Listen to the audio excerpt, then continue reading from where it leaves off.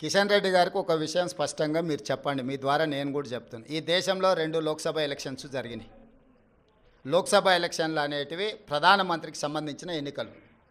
ఒకటి కేరళ వాయనాడ్లో ప్రియాంక గాంధీ, 2 నాందేడ్లో మహారాష్ట్ర.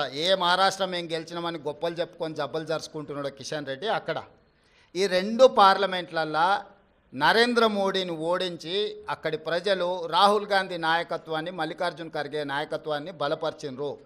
మహారాష్ట్రలో రాష్ట్ర ప్రభుత్వానికి సంబంధించిన ఓటు మహాయుతికి వేసిండ్రు.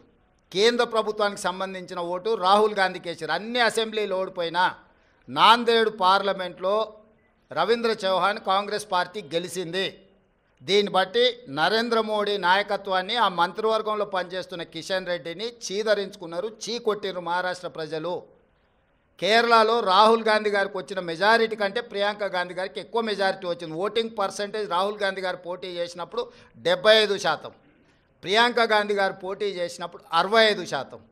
రాహుల్ గాంధీ గారికి 3,64,000 మెజారిటీ వస్తే ప్రియాంక గాంధీ గారికి 4,10,000 మెజారిటీ వచ్చింది. అంటే మోడీ నాయకత్వాన్ని కేరళ తిరస్కరించడమే కాకుండా మహారాష్ట్రలో అద్భుతమైన విజయం సాధించినని గొప్పలు చెప్పుకుంటున్న బీజేపీని పార్లమెంటులో, నాందేడ్ పార్లమెంట్లో ఎక్కడైతే ఉత్తమ్ కుమార్ రెడ్డి గారు ఇన్ఛార్జిగా వ్యవహరించారో ఆ సీటు కాంగ్రెస్ పార్టీ గెలిచింది.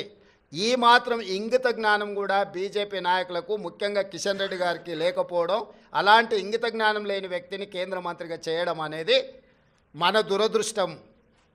కాబట్టి కేంద్రము రాష్ట్రము 2 వేరు. రాష్ట్రానికి సంబంధించిన తీర్పు ప్రజలు ఒక రకంగా ఇచ్చారు, కేంద్రానికి సంబంధించిన తీర్పు ఇంకొక రకంగా ఇచ్చారు. కర్ణాటకలో 3 అసెంబ్లీ ఎన్నికలు జరిగితే 3 బీజేపీ అత్తా లేదు పత్తా లేదు కాంగ్రెస్ పార్టీ గెలిచింది.